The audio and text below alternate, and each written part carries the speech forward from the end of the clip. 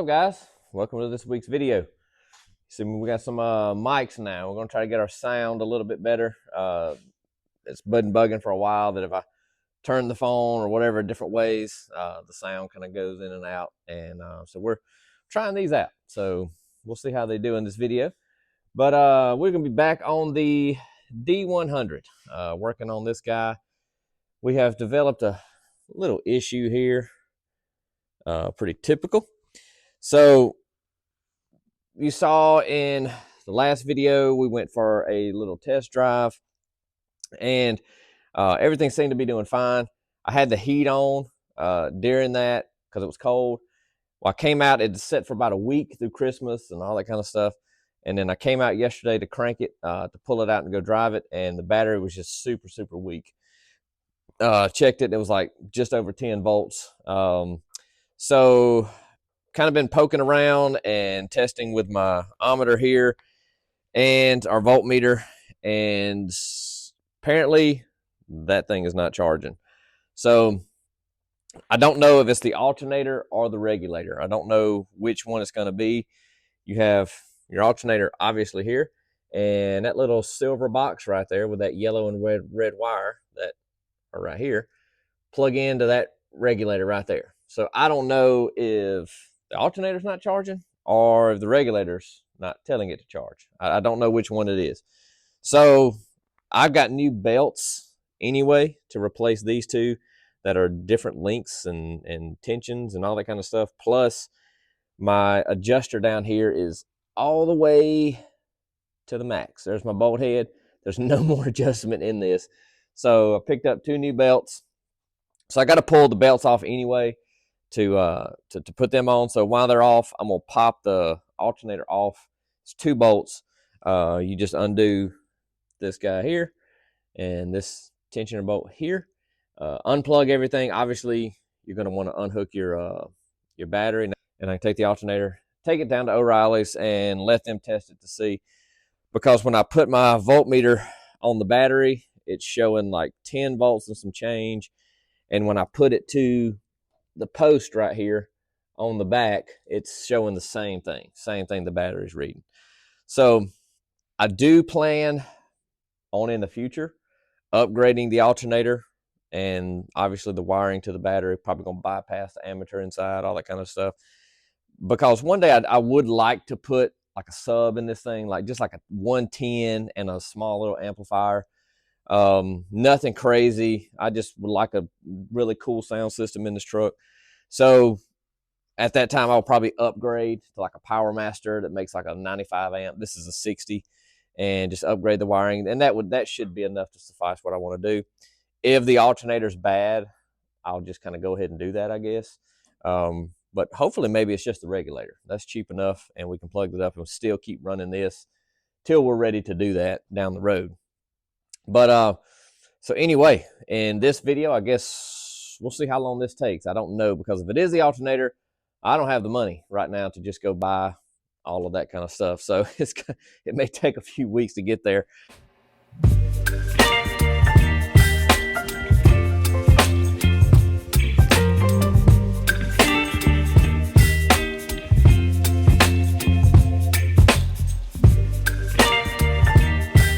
All right.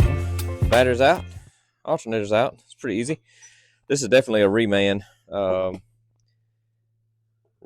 alternator, which in the past I do not have good luck with. So wouldn't surprise me if that thing is bad.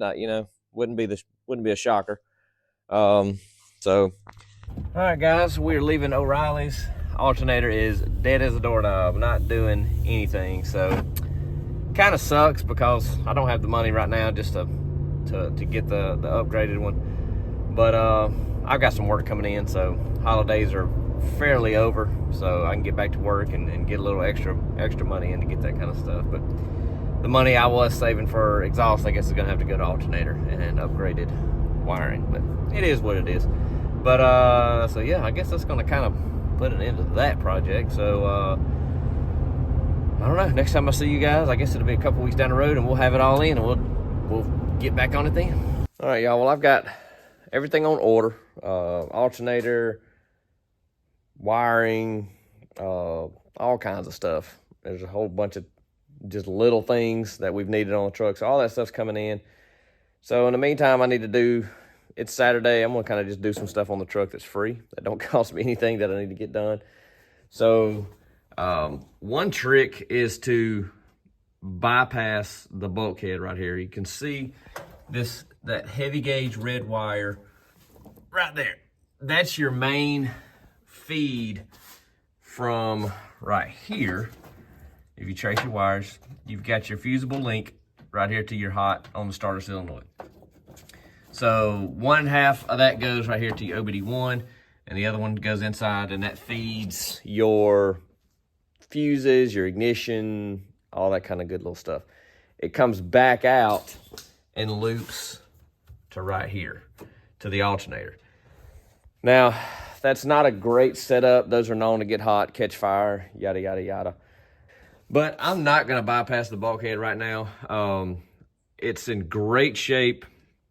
It doesn't look like it's ever gotten hot and melted, because you will find that a lot of times right in here to be melted. So mine's not. I unplugged it. Everything looks good. I'm gonna take it back apart though, I think, and clean it, and just put some little dielectric grease, stuff like in there, just to help keep moisture out, and go back with it. And I may bypass it one day. For right now, I'm just not worried about it, because we're gonna bypass that as being the route of our charging system. We're gonna redo our charging system. So I'm not gonna worry about that right now, because it's in good shape. I have had them before that where they were melted. This one's just in good shape. But what I'm gonna do is we are gonna bypass the ammeter on the inside. So that's what I'm gonna do today. Right now, just kind of piddling. The ammeter is right here. Doesn't really tell you much of anything, but I've ordered a voltmeter that I'm gonna mount down here or over here somewhere. But we're gonna bypass this, because these guys are a big part of the culprit problem. The studs on the back get loose, and that, you know, obviously if you get an electric connector and it gets loose, that's gonna build heat. And that's where these things get hot and start to melt. So you can, what they call bulletproof these things. You can look that up on Google, bulletproofing your ammeter gauge. And I started to do that, but I was like, you know what? Even if I do that, it's not really telling me much. I'd rather have a volt gauge. So I ordered one, and that's coming in with all the stuff we ordered. And I'm just gonna bypass this one. And the way I'm gonna do that is, on the back, you've got 2 studs. I'm gonna undo one and bolt both of them to one stud. So we're essentially bypassing the ammeter. It won't be flowing through the gauge anymore. It will just be connecting that. And all that wire is gonna do now, it's gonna have nothing to do. We're gonna cut it off from the charging system. All that wire is gonna do is be feeding our lights, our fuses, and stuff like that. That's all that wire is gonna be doing now. It's not gonna be anything to do with the charging system anymore. Just bringing power into the cab of the truck. So I also ordered all LED bulbs to go in the dash, stuff like that, because these are dim. And, you know, if you start looking up wattage usage and stuff, I already put this one in. It's LED. And I like converting all this stuff to LED, because it's just so much less amps that it's pulling on everything, so much less wattage that it takes to run those LEDs than these old dull, dim fluorescent bulbs that's in there. So, not fluorescent, but incandescent, I guess is what it is. And so we're gonna do that as well. And all that's just gonna take more load off of this thing and make it a little bit easier for life. We've also got a headlight relay kit coming. So got a bunch of stuff electrically we're finna do to this thing. But for today, I'm just gonna simply pull this off, go in here, hook those two together, essentially bypassing this, and that step will be done. Obviously, disconnect your negative, or else you will get a fireworks show whenever you get to those 2 studs in there. All right, guys, here's where we are. You see these, the camera will focus here, but you see this stud and this one. These are each side of your ammeter. You got a red wire and a black wire coming in. This is coming in from the outside. This is going out, back out to the alternator, or vice versa, depending on which way we want to look at it. So we're just gonna remove probably this one off and just put it on this one, take this nut off, and that way they'll be on one stud. But they're both still really tight. A lot of times you come in, these are loose, and that's what builds up the heat. So yeah, that's all we're gonna do in here, and I'll leave it out because all of these little black deals here, like this little black thing right here, twist that and that's your bulbs. So we got new bulbs coming, so we'll swap those out. So I'll just leave this unhooked till they all come in a couple of days. And yeah, but that's all I'm gonna do today. Just get those two bypassed or hooked together onto one stud, and that will skip our amp gauge, but it will allow the power to still continue. Well guys, Christmas came today. We got our LED bulbs for the dash. We got these off of Amazon. They had the best reviews. Just got the warm white, but they'll be a little bit brighter than what was in there. I usually get all my bulbs from superbrightled.com, but this was just a convenience factor. I already had stuff in the cart and I saw these there and they were like $8, so I just ordered them. We'll see how well they do. We got our distribution block. This is very similar to the one that we have in Termite for the Hemi. Just gives you somewhere to run power off of. These studs are a lot bigger than I was anticipating them being, but we can make them work. We got our charge wire that's gonna run from the alternator to the battery, and we've got our voltmeter that we're gonna install. And these are just linkages here that a while back my choke wasn't working, and it's because something happened to the linkage here. It wasn't on there whenever I rebuilt the carb, and so I came out and it was just like that. So we're gonna put a linkage on there to hold the choke linkage on, and it's cold today and gonna get colder, so still waiting on the alternator, but I'm gonna try to get the dash back together today, get the bulbs in, get the voltmeter installed, and get it all back together. So the other day after I recorded, I just kind of came in, cleaned all of this stuff. It was just, you know, dirt and stuff, so I just took some glass cleaner and just kind of cleaned and got all my lenses good, radio and all my bezel and stuff's there. Speaking of radio, guys, so this is the original, you know, radio from the 79. It comes on, it doesn't work very well, but I've realized the antenna wires broke off in the back, whatever. In my Super Bee, I had sent my original radio from the Super Bee to Turn Switch, and they converted it, updated it to, like, you know, AM, FM. It's got an auxiliary port, RCA jacks, USB, all that kind of stuff. And it works really well in the Bee. The owner of that company has since passed away. I know there's other companies that do that to these radios, but I would love to keep the factory look of the radio. I don't really want to put a radio in the glove box. I don't really want to put a stereo or nothing like that under the seat. I know you can do all those things and build. I don't really want to do. I want to keep it simple and original looking. And that's really my only option that I'm looking at, is being able to send that radio somewhere.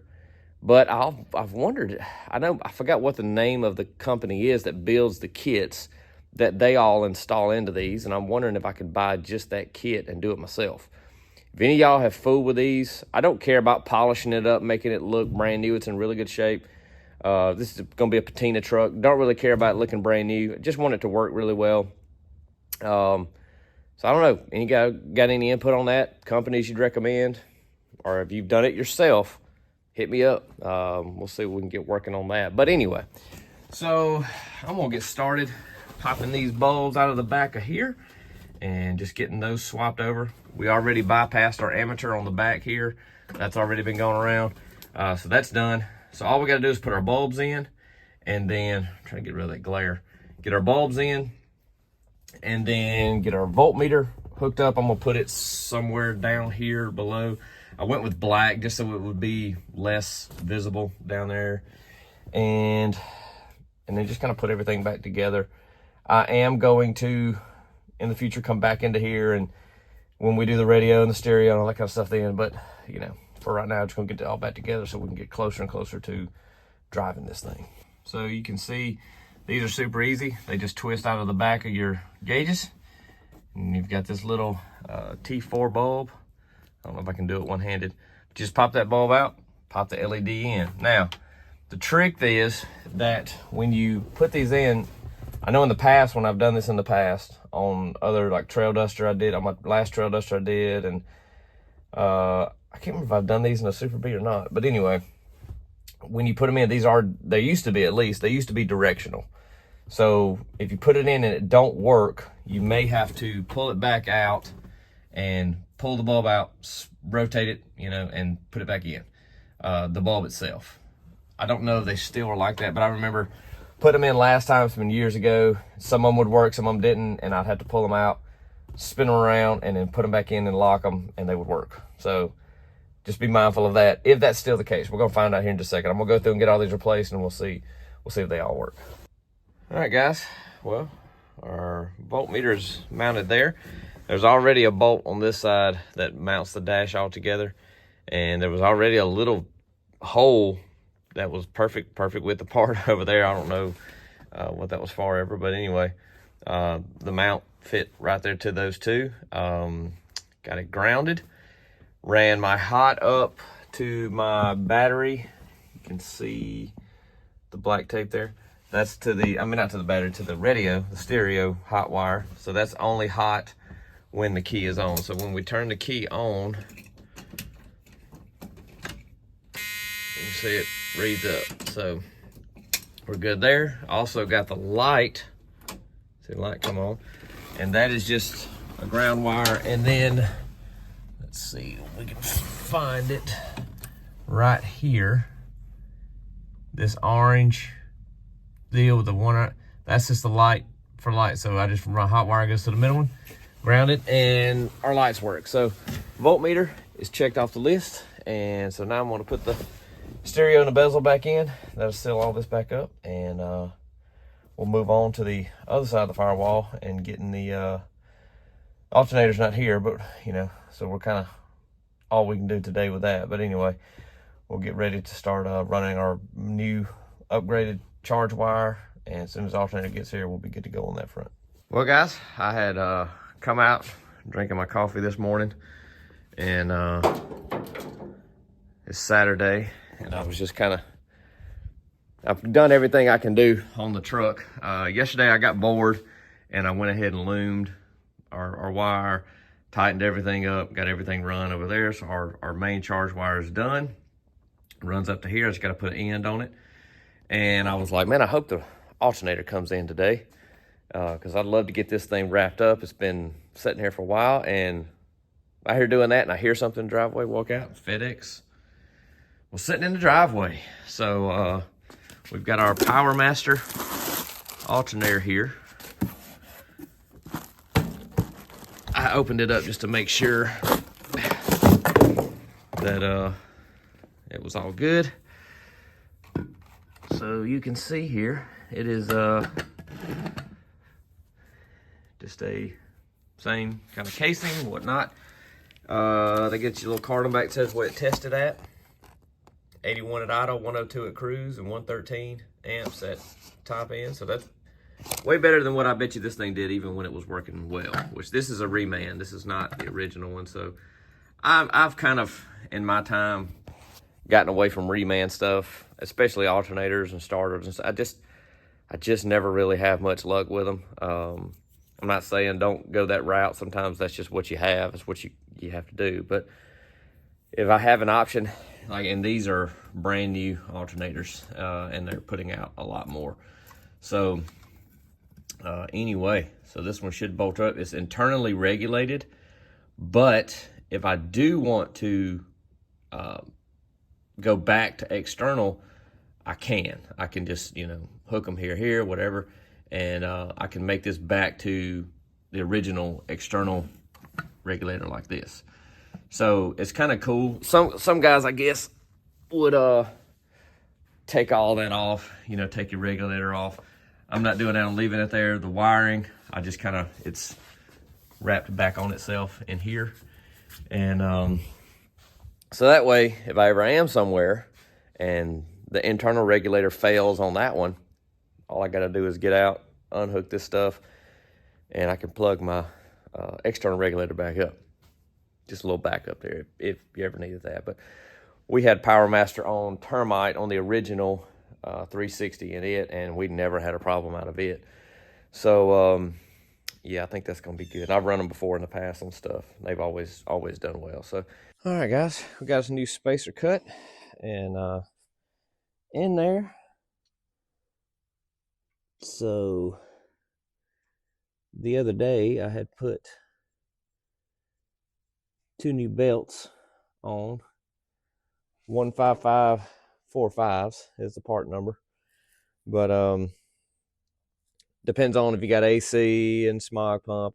There's a bunch of different belt sizes, but that's the ones for ones with AC, no air pump, no smog, nothing. It just goes crank to the AC to the alternator. Don't even touch the water pump. So the water pumps run off the power steering and the crank. So a lot of different belt configurations on these and whatnot. So, but the other belts that I had were two different, because anytime you run in dual belts, you can run into the issue of them obviously being just a little bit different sizes, even if they're the same part number. One wears and stretches a little more, then you don't get good contact. I ran into that with Termite right after we got it, because it run a dual V belts, and they're cheap enough. I mean, just if one breaks, just go get the other one and just replace both of them. Save yourself a lot of headache. But anyway, so there's that loosely in there. We're just going to kind of get it loosely bolted up for right now. A little more challenging when your fingers are froze. All right. So I went ahead and slid this is the old wire from the alternator. I just taped it up. Some people hook them on with the same. I'm just not going to do that because I got two boot ends. I'm just going to tape it up and just let it hang. And so we got this 90-degree boot end. So now I got to clamp the eye fitting onto here. And I wanted to wait until I made sure that I wasn't going to be too long, which I kind of think I am. So I can actually cut a little bit of wire off and just to have a nice neat routing. So, all right, well, I'm gonna cut this off and clamp a eyelet and heat shrink, all that kind of stuff like we did with those, and we'll bolt this thing up and get an official tighten on the belt, and we'll be able to fire this thing up. Well, guys, I tried to crank and it would not start, which it's 35 degrees out here, and so I it's been setting for a couple of weeks. I didn't know if it would, I figured the cold, but the other day when I was working, I got to noticing my ignition box back here and seeing looked like fresh rubber melted, which if you ever see that behind your ignition box on these old Dodges, looks like this, and you can see some here. And you flip it over and it looks like that. That is not good. These boxes get hot, they short out. So if you ever see fresh, like you can kind of see how that is, my shadows. See how that looks fresh right there compared to the old one that melted? That's not good. So if you're having a no start and you see fresh rubber melted from the back, probably looks like that on the back side. So this is probably our problem. Thankfully,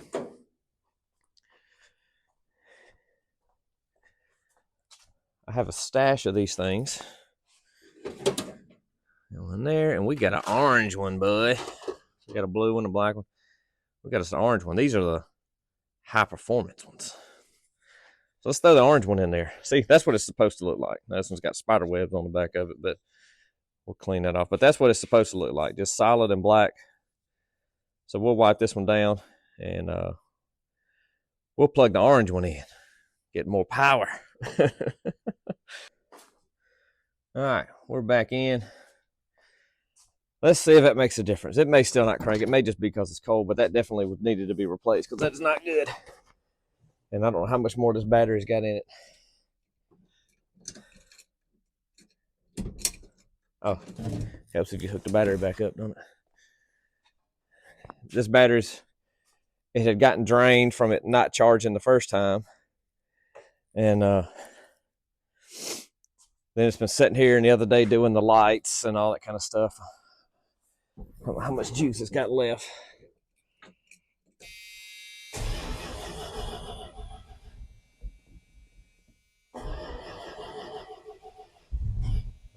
There we go.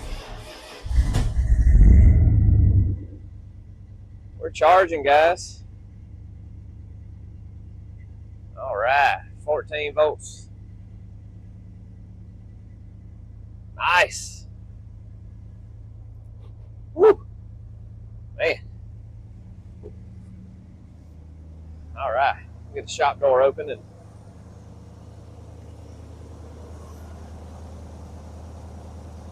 things doing good. All right, I don't ever do really content with the Super B. But this is a car that I took 8 years and restored, and it's my baby. But she is not known to crank in the cold weather, so let's see. Let's see what it'll do. Sounds promising.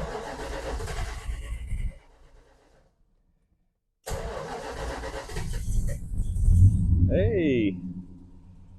I just drove it yesterday, so it should. But if it sits here for like a week or so, not getting run, and it gets cold, no, sir. And the XR definitely would not crank today. It's probably the most cold natured thing in the shop. So we'll let the B warm up a little bit. We'll get it backed out.